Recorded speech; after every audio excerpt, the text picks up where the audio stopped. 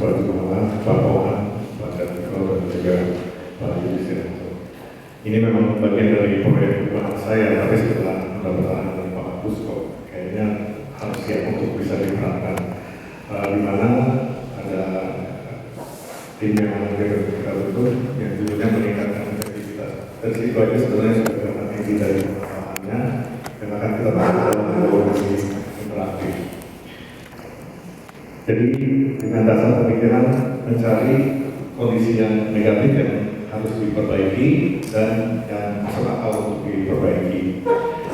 Burning platformnya adalah metodologi pengajaran yang kita anggap kurang efektif. Kalau kritis, dan saya tidak mau kritis di sini. Burning issue-nya adalah standar kompetensi lulusan yang masih belum jelas. Kalau saya tanya sama teman-teman kepegawaian, kayaknya standar kompetensi jabatan itu belum konkret, tapi itu urusan lain. Saya fokus pada diklatnya dulu. Coach saya di diklat PIP pernah bilang, itu pernah diadakan audit kinerja belum? Pernah diadakan audit belum itunya? Kurikulum silabus. Pernah dicek belum bahwa apa yang ada di dalam kurikulum memang itu yang dihasilkan? Kemudian target skill yang katanya janjikan oleh diklat pernah diaudit belum belakangan? Hal-hal tersebut yang membuat saya bercermin diri dan akhirnya mengajukan ini. Ini adalah dasarnya. Kalau itu sudah ada di fotokopian ya, jadi kalau kita besar tidak perlu nengok ke ini, ada di fotokopiannya Pak. Jadi kita semua sudah familiar dengan pola lama, ya, media suara data, media suara data mengajar, data, kemudian sesi tanya jawab. Oke, terima kasih, anak-anak, which is fine. Tapi setelah saya berlangsung 50 angkatan, bukankah kita tidak bisa melakukannya lebih baik lagi? Saya mengusulkan pada saat media suara kita mengajar, media suara juga harus membuat target pembelajaran. Jadi bukan hanya media suaranya sendiri, tapi juga sebagai lembaga bisa mengetes, oh inilah yang akan terjadi. Sudah lazim buat orang-orang yang ikut pendidikan di luar atau pernah ikut pendidikan dari awal kelas udah dikasih tahu kelas ini akan mengajarkan ini. Jadi di akhir kelas kalau media suara belum menyampaikan dan belum memberikan apa yang dijanjikan, peserta boleh lagi. Dan ini adalah cara lembaga untuk mengetes juga bahwa target pembelajarannya sesuai dengan premis tadi yang memang dirancang oleh Pusdiklat sendiri, terlepas dari media suaranya siapa. Kemudian pelaksana juga bisa menyiapkan kelas. Jadi every classroom metodologinya pengajarannya boleh berbeda-beda. Dan ada banyak kesempatan untuk memperbaiki diri seperti tadi misalnya Pak Kabadan menjelaskan, ada sesuatu yang harus dipelajari. Ya. Jadi sebelum peserta masuk, peserta sudah dibagiin rencana ke depannya, misalnya poros maritim nanti diterjemahkan oleh Kemlu dalam bentuk ini. Semua peserta sudah baca. Begitu masuk ke diklat, peserta sudah baca. Jadi istilahnya dari menit pertama pun peserta bisa langsung tanya, entah itu minta penjelasan lebih lanjut, entah itu komentar, entah itu kasih masukan. Tapi bukan peserta datang otak kosong, media suara ngomong, mudah-mudahan ketangkep ya dalam kondisi otak kosong, mudah-mudahan masuk.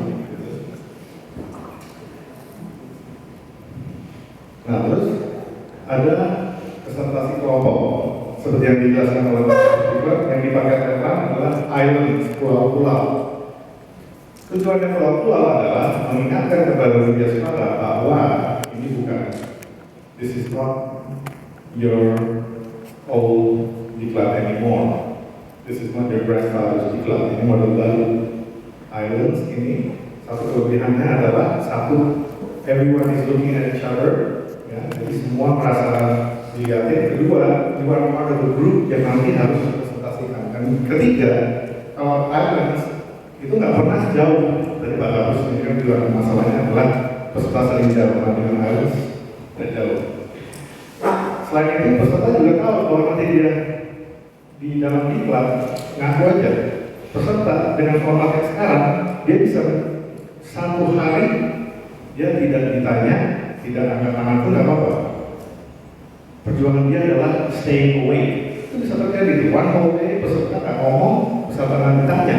Nanti yang harus kita tinggalin pola lama yang menurut saya itu burning platform yang harus ditinggalkan. Dan dengan pola baru, kelas diakhiri dengan rangkuman target pembelajaran. Ya, jadi tidak ada lagi kalau kelas selesai peserta ditanya, what did you learn? Dia berjuang untuk menjelaskan karena dia hanya duduk manis dan mendengarkan video suara bicara. Nah ini kurang lebih pola pengajarannya yang dijelaskan. Sampai siswa 51 saya perhatikan polanya masih seperti itu, which is fine, it worked for many decades, it worked fine. Tapi dalam upaya kita untuk membuat diklat ini lebih efektif, lebih akuntabel kepada stakeholders, maka saya menantang kepada kita untuk mari kita bikin lebih efektif agar berhasil guna. So people can say, setelah saya ikut di luar selalu, sekarang saya tambah ilmu banyak. Mudah-mudahan di masa yang akan datang tidak ada lagi orang mengatakan oleh holiday dari Jawa, kami ikut 4 bulan di Senayan. Mudah-mudahan nggak kayak gitu lagi. Ini sebagai contoh aja, ya, di mana Widya Suara memberi uraian paling lama 30 menit. Kalau Pak Kapus selaku mentor saya nanya kenapa 30 menit, saya bilang, well, it works kalau bilang. So, I don't see why not. Toh, apa yang perlu disampaikan, bisa disampaikan dalam bentuk bahan diskusi yang sudah dikirimkan sebelumnya. Jadi kurang lebih, jangan lagi Widya Suara masuk, Widya Suara lebih pintar dari peserta dan dia berusaha semua ilmunya itu ditumpahkan dalam sejam, 2 jam. No. Sekarang we have many tools at our disposal untuk dapat menjelaskan.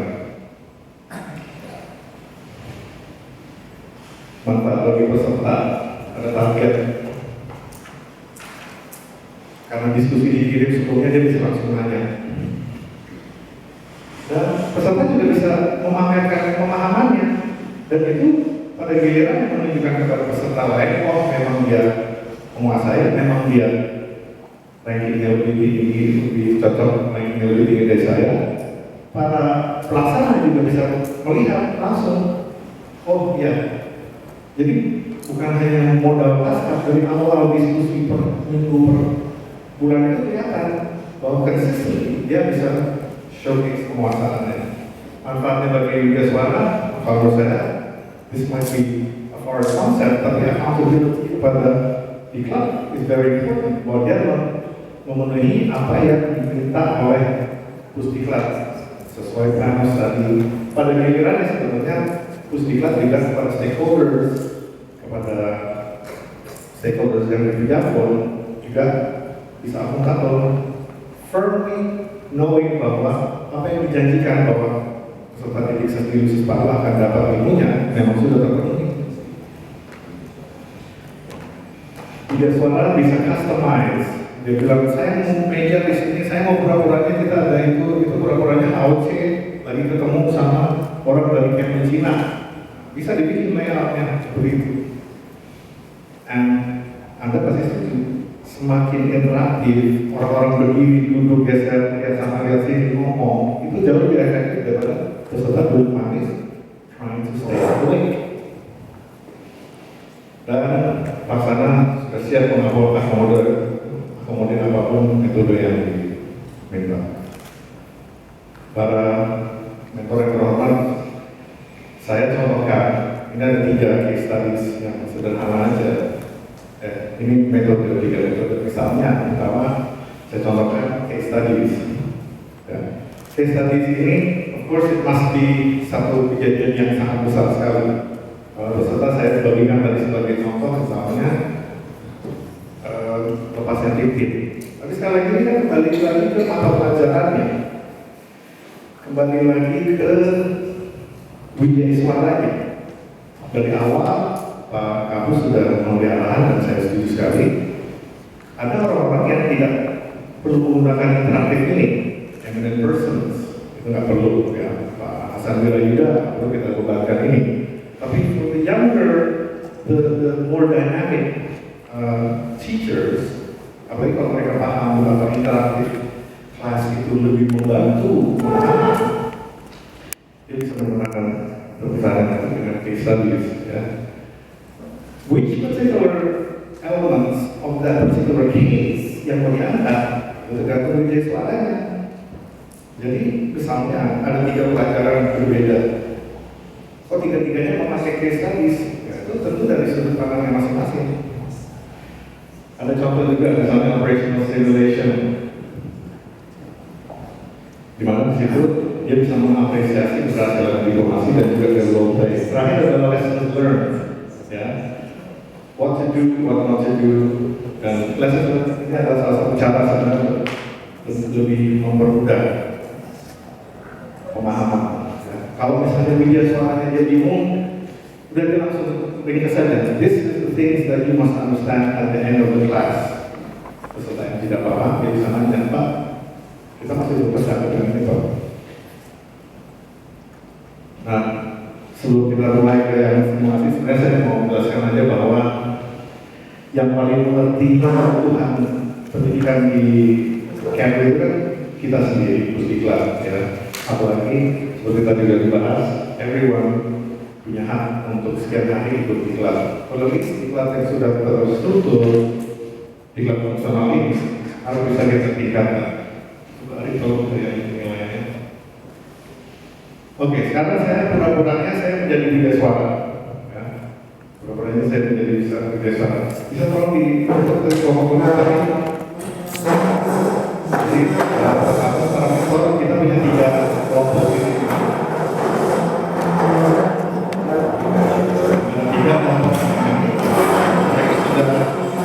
Kita tidak akan berapa karena mereka sudah punya bahannya, ya, sudah punya.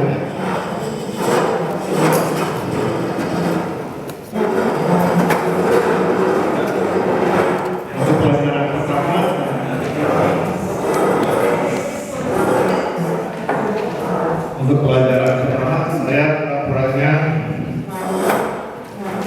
saya mengajar. Saya adalah pengajar diplomasi publik.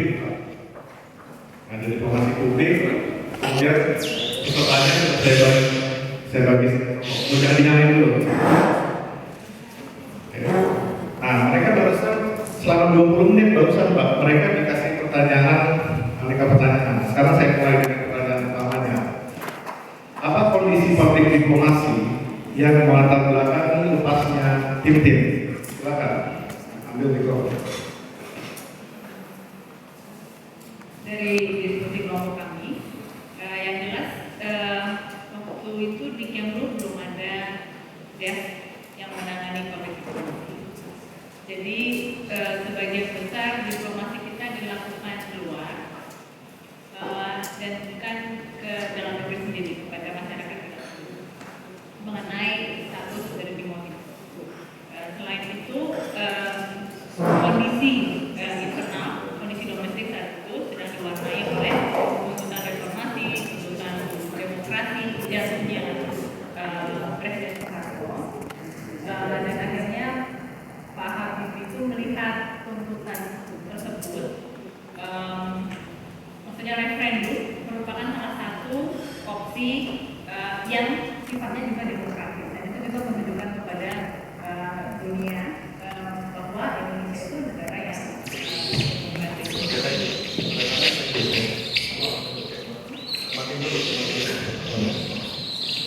yang baik. Sekarang kelompok, tolong jelaskan, sebutkan aneka tantangan public diplomasi pada saat lepasnya tim-tim. Silakan. Aneka tantangan public diplomasi pada saat lepasnya tim-tim itu banyak sekali. Banyak faktor, pertama faktor internal. Kalau pada masa itu kita harus melihat konteks periode di masa itu ya. Yang namanya akuntabilitas publik, transparansi adalah sesuatu hal yang masih asing buat kita.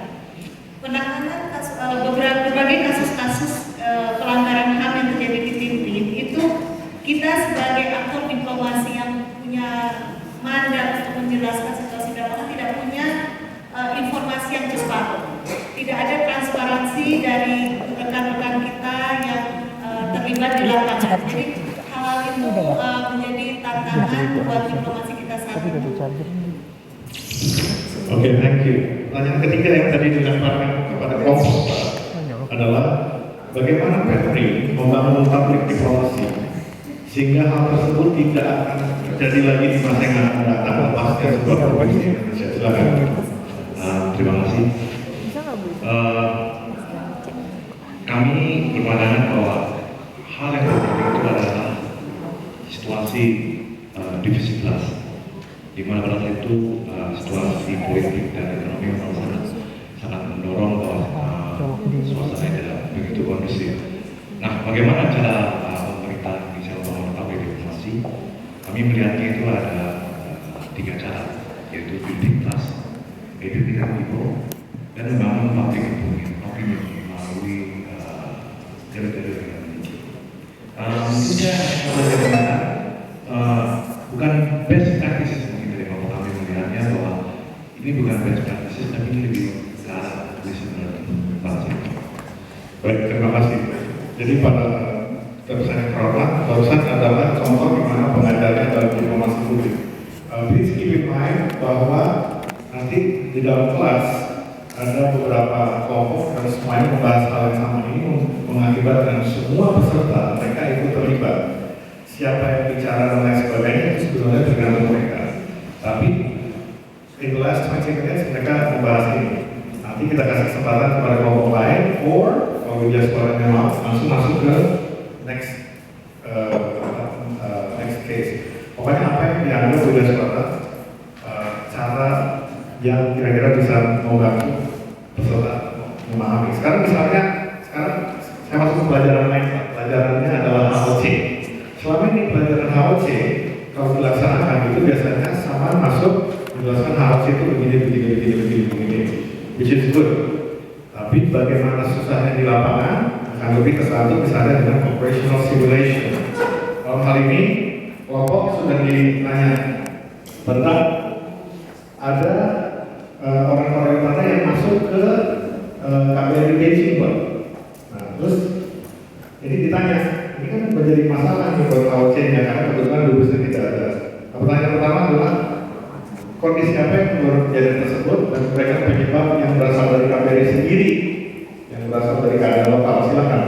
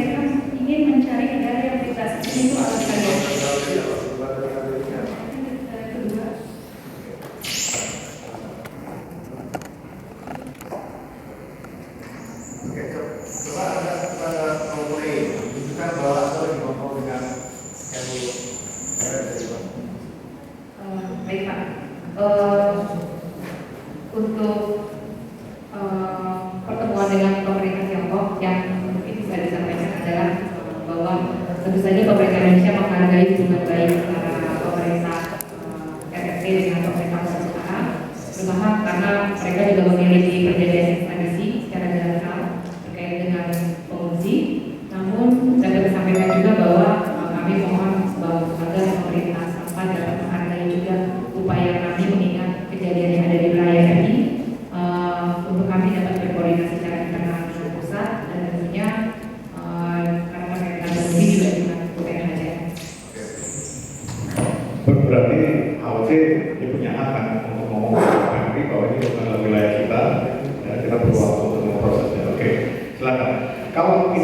kalau Anda sebagai HOC, kemudian itu sih kejadian pada Anda, dan terus tidak ada, how would you handle this differently?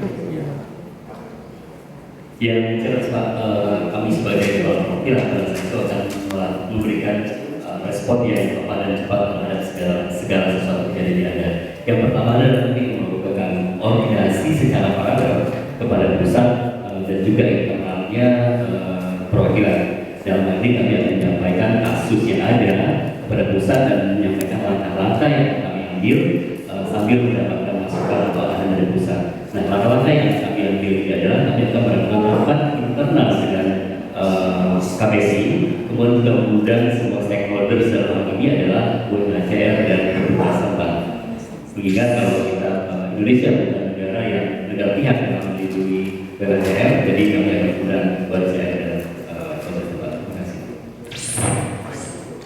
Pada parameter perlu diingat bahwa kapanpun media suara bisa menyampaikan, bisa membantu wujud lessons learned-nya, best practices-nya apa yang bisa diambil, dan semua peserta sebenarnya kapanpun bisa angkat tangan. Ini tidak terbatas, tunggu Q&A-nya nanti. Ya. Karena ini sampai si problem itu bisa langsung dipotong. Nah sekarang kita masuk ke pelajaran sportsmanship. Ya, ini pelajaran sportsmanship Pak tentang kejurubicaraan.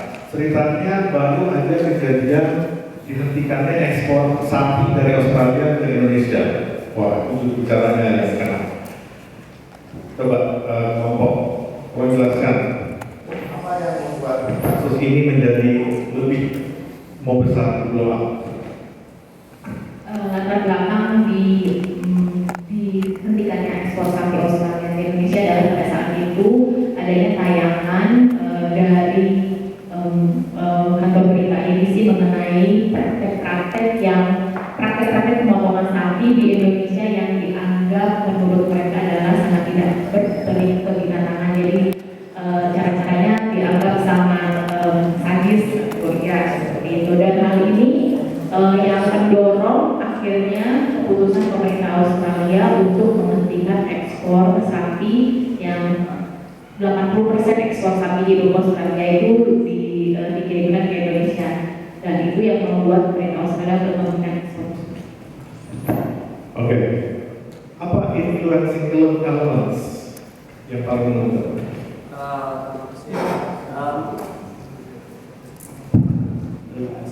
Menurut saya ada beberapa influence itu elemen yang masuk ke sini. Di antaranya adalah adanya sorotan dari LSM binatang terhadap cara atau praktek pemotongan hewan di Indonesia. Kemudian sorotan dari LSM binatang di Australia itu ditangkap oleh